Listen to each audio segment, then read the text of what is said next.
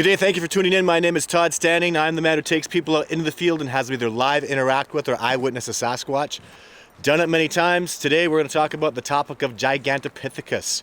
Where does Sasquatch come from? They didn't just pop up out of nowhere. What's their genealogical background?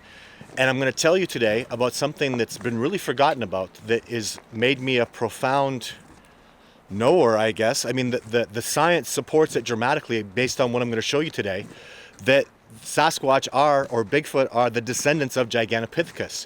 This happened way back in 2007. Some really significant things happened. Some PhDs from Langchun, China, and from Beijing University flew out, met with me, hired me to work for them, hired me to get them DNA. I'm going to talk about the incredible, amazing, fantastic results of what happened way back in 2007, which makes me firmly convinced that Sasquatch indeed are the descendants of Gigantopithecus. So have a watch at our Throwback Thursday video, and at the end of the video I'll get into some pretty amazing details that's going to blow your mind. So stay tuned for that. Thank you.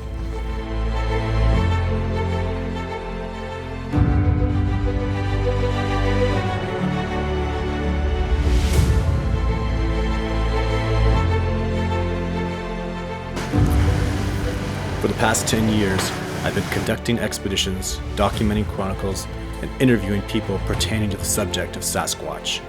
With over 20 years worth of hardcore backcountry expedition experience into the most remote regions, I've tracked and studied various North American species that have had little to no exposure to civilization.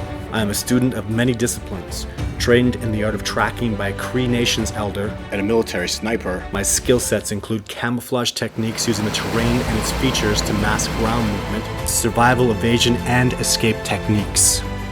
I've been able to see for the first time some complete segments of Todd Standing's filming of Sasquatches, and I am firmly convinced that he has filmed Sasquatches and that what he has portrayed in his documentary are indeed very close portraits, in fact, of the Sasquatch face.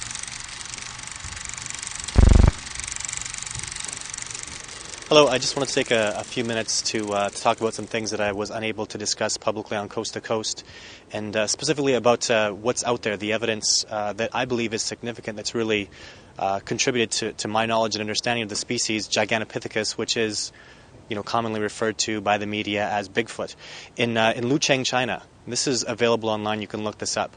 The last known Gigantopithecus domicile that scientists discovered in 1964, up on a limestone cavern, they discovered probably the most significant Gigantopithecus find ever. Over 1,000 teeth were discovered and 3 lower jaw bones. And here, we know this is basically the last known domicile that Gigantopithecus ever inhabited. And the Gigantopithecus that I'm studying is substantiated by these animals because I'm looking for Rocky Mountain Gigantopithecus, as my team calls it, that live in the mountains. And this last domicile is a mountainous domicile. It's precisely the same species, the same animal, the same habitation that I'm studying right now. Now, what they discovered with these teeth that is public, again, and you can look this up, is they found out the diet. When you have teeth, they examine the enamel of these animals, and they realized this animal had a more diverse diet than pandas did. Now, we know pandas survived, and one of the reasons they said was the cause of Gigantopithecus extinction is that bamboo forests have, sometimes they just go to blatant extinctions. They just become absolutely extinct and they wipe out quickly. Well, if pandas survived, and what we know about Gigantopithecus was larger than pandas. It was a primate species. It lived in groups. It had caves that it survived in. It was far more likely to have survived than pandas because it was bigger, stronger. We have evidence that it was actually faster than pandas. So why did pandas survive and this species not? And the answer is, I believe they did survive. Now, what other evidence we have is in these teeth, besides the fact that there's enormous sexual dimorphism, which shows that males were huge, which means a dominant Gigantopithecus male would have been an overwhelming adversary for men and apes and bears and all sorts of species. It would have been a very dominant animal. So other evidence that we have is Gigantopithecus was going through periods of arrested development. Now, arrested development that they survived, which means they were having tough times. When bamboo forests would die off, they would have to diversify into other food sources, but they were having very tough times. And this was approximately 100,000 years ago, or maybe even more specifically around the time that we assume human beings migrated across the Bering Straits to North America. Now, we have evidence with the arrested development that shows the species would have been motivated to migrate. Now, what evidence do we have of them here in North America? Well, besides the fact that there's presidents of the United States that have testified to the species being alive, judges, doctors, lawyers, thousands of eyewitness testimony, the First Nations people, not a single language in First Nations culture does not have a name for this animal, and not a name like a ghost or some mythical creature. Names as in bear, deer, Bigfoot, bear, deer, Sasquatch, bear, deer, Oma. Every First Nations language has a term for this species. Now, that in itself is also enormous evidence, because any scientist will say if Gigantopithecus did indeed come across the Bering Strait, which is substantiated by all these eyewitness accounts, it would have survived here. This would have been milk and honey with 200 million bison and millions of deers and all the species that thrived here in North America. Gigantopithecus would have been enormously successful in this environment. So up until at least 200 years ago, certainly this species would have existed here. Besides the fact that we have hair samples of unknown species of primates that are corroborated in China and in North America, specifically that I know about, which I'll talk about more in my next video.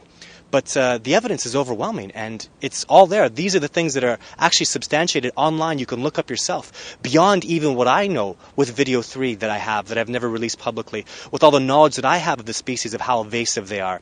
Now, from this point of understanding, we have to start to figure out, well, how have they been able to evade people, and what has transpired that has allowed them to evade modern science to the point that we're at today. And I can make those kind of explanations, and I'm beginning to understand all those reasons. So please continue to watch the videos that are going to follow, that we hope will educate people and create an understanding of not only how the species is evaded, but more importantly, what's necessary for its continued survival in North America. Thank you very much. Okay, so let's talk about what happened way back in 2007.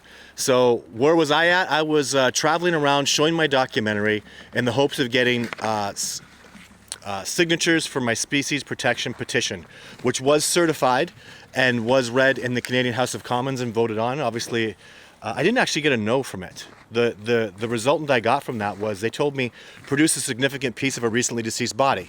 But that's a whole other story. What we're here talking about today is why I am firmly convinced that Sasquatch are indeed descendants of Gigantopithecus. We say, how can you say that? Well, in 2007, when I was showing video 3 and I had video 2, and I was telling everybody that I was going to be repeatedly able to get more Sasquatch footage, more Sasquatch videos, these people flew out from China, these professors who are firm supporters that the Yeti is the descendant of Gigantopithecus, but they wanted DNA to prove it. So they came out, showed me, bought me dinner after one of the showings that I had, and they showed me about 20 different photos. And in these 20 photos, I identified 6 of them as being, Sasquatch behavior here in North America. They asked me a bunch of questions, conducted some interviews with me over a few days, and then they decided to hire me to get Sasquatch DNA. And I was one of 2 people they came to Canada to meet, to hire them to get DNA, because they wanted to have it tested in line with the Yeti and knowledge they had of Gigantopithecus. So yada yada yada, long story short, they started giving me $2,000 a month. They opened up an HSBC bank account, and I was a Sasquatch researcher looking for DNA. The other person that they were working with was the gentleman from Snell Grove. And apparently, after about 4 months, they were paying him as well. He got Sasquatch DNA. And I was talking with this gentleman who is the Snell Grove guy for years and years and years. He stopped speaking with me when I was, my last court cases where I was trying to prove Sasquatch is real in a court of law. He's firmly dead set against that. He doesn't want people out in the Snell Grove area. So he and I, in the end, our opinions are just very different. He doesn't want the publicity. It's not about publicity with me, though. It's about going public. It's about getting the acknowledgement of the species recognized by Fish and Wildlife. He's dead set against that. However, back to the results so he got them their DNA, and just out of sheer respect and courtesy, they got back to me and told me that it is exactly as they had foreseen it. And I said, what does that mean? They told me that the Sasquatch are related to the Yeti the same way that black bears here in North America are related to the black bears in China. The DNA is extremely similar. They're clearly from the same descendant, and that was it. That pretty much the end of it.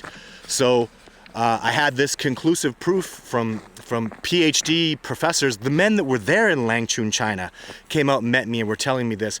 Because again, in Langchun, China, as I showed in my just little documentary there, they had all those teeth that they discovered. Those professors, again, in questioning them and asking them, because they weren't divulging a tremendous amount of information to me, but I said to them, so you have DNA of a Yeti, obviously? And they said yes. And I said, this was the kind of the last conversation I had with them, because they stopped giving me that $2,000 US a month after they retrieved DNA from somebody else in Canada. But I asked them, I said, so you're just gonna, you have DNA?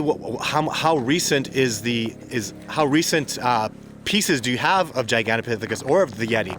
What's the most recent evidence you have? And they said, well, you're looking to prove Sasquatch exists, correct? I said, yes. So you're looking for a recently deceased body? And I said, yes. And he said, whatever you produce, China will match. And I said, so if I produce a whole recently deceased body of a Sasquatch, you'll match it? And my answer was, yes, matched. So they taught me a lot about how they feel, especially the United States has stolen pandas from them, has stolen artifacts from them that are theirs. So they feel the rest of the world is very intent on taking things from China, and it's very offensive to them. You must understand too, this is a reality. Teddy Roosevelt, the president of the United States, sent his son into China to kill some pandas, and those pandas are on display at the Museum of Modern History. If they had done that to somebody in the United States, the U.S. would be pissed. So they had a right to be protective of their property and their things. So it was a lot that I went through with them. It's not something I could really talk about in 10 or 15 minutes, but that's the gist of it. And to this day, I still can see. I study black bears quite a bit. I've looked into the black bears in China and their behaviors and Yeti behaviors, and I just see a lot of cross similarities. The black bears in China seem much more, they're smaller and much more aggressive. And that seems to be the way even Sasquatch kind of translates from black bears to Chinese black bears, North American black bears to Chinese black bears to Sasquatch to Yeti. The Yeti seems smaller and more aggressive, more angry, more hostile. And that's coming from the indigenous Sherpers that I've had the pleasure of speaking to over the years. So lots of really cool stuff with that, but I'm a strong Giganto supporter. Doesn't mean it's an absolute truth, doesn't mean that's the way it is, obviously, but that's my best guess at this point. And yeah, very, very convinced of it. The more we look at Gigantopithecus, the size and the shape of him, and all the things that we know all the way back to Gigantopithecus blackie, it's a very strong, solid possibility that is the descendant, and that's what I support for the time being. So we'll see how things change, as in any discovery process they do. Don't get mad if you think it's a relic hominid. Like Jeff Meldrum has these wonderful ideas and these other potential descendant, and all we're doing right now, I'm trying to reverse engineer, basically. I know Sasquatch are real. My footage is real. I really show people Sasquatch. They're really out there. So I'm just doing the best I can to reverse engineer the who, what, why, where, and when, based on my own experiences and what other people have come forward to help me with. So that's where we're at with that. Thank you very much for tuning in. There'll be a Saturday video. I'll do Wednesday live shows.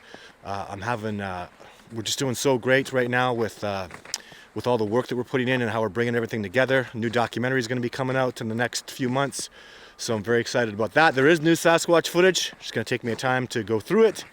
Thank you very much for tuning in. We'll see you soon. Keep your ear to the YouTube channel, because there'll be lots more coming. Thank you for your support.